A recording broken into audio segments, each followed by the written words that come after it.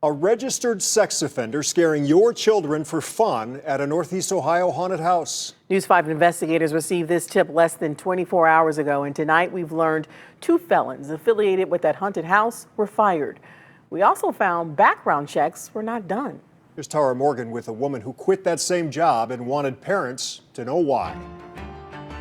Hair-raising screams and goosebumps, what you typically get when walking through a haunted house. Kim Neubauer walked out of this one, she says, after day 1 on the job at the Spooky Ranch in Columbia Station. And I did not want to go back this year, but I thought I'll try it, I want to go have some fun, make some money.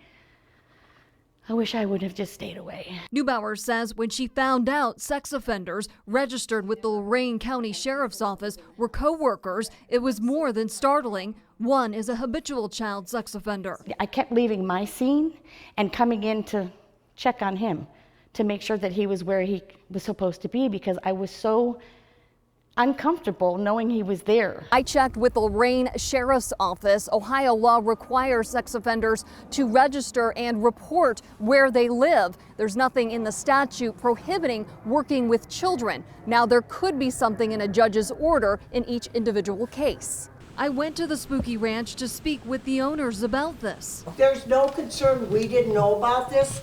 As soon as we knew, okay, we terminated them. They don't work for us. But how long did they work for you? Not very long, just a week when we started. 2 weekends. 2 weekends? That's all. Yes, They didn't don't work need to for you make in the a big past? deal. We got rid of the people. They don't work I there think anymore. they worked 3 or 4 days here. 3 or 4 days, That's not all. years ago also? No, not that we know of. I didn't know anything about these people. But another former employee said the habitual sex offender worked at the haunted house for years. You did not do a background check? No, we didn't. We didn't know. The office manager who told me she does the hiring said they're legally allowed to hire felons. When I pressed about hiring registered sex offenders, she said she apologized and made a mistake, that it would never happen again. Are there any didn't plans to know. change whether or not you'll do background checks? Yes, we are. You are gonna now? Yes, ma'am, we are. We don't want any problems. Neubauer says it wasn't until the end of last season she found out the extent of one man's conviction. She says she posted a review on Facebook to warn families. I think that it's everybody's duty to protect the kids and watch out for them. And if they're going to have a place where children are going to be in the dark around people who are in costume and makeup, they should do background checks. And that woman who came forward to us said she left on her own and isn't going to apologize for speaking up.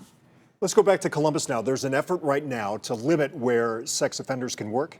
Right. House Bill 459 would prevent certain offenders from working or volunteering in positions where they would directly work with children, like coaching youth sports and running a business that caters to kids. That bill was introduced nearly a year ago and is still sitting in committee. So scary, Tara. But the timing of this story was perfect because we're all going to be looking to go to haunted houses very soon. So Right. we appreciate you working on that. Sure. Thanks, Tara. Well, as Tara said, we heard about this story through a tip from a viewer just like you. So if you know about a story you think the News 5 investigators should dig into, you can call us at 888-WEWS-TIPS or you can email investigatortips@wews.com.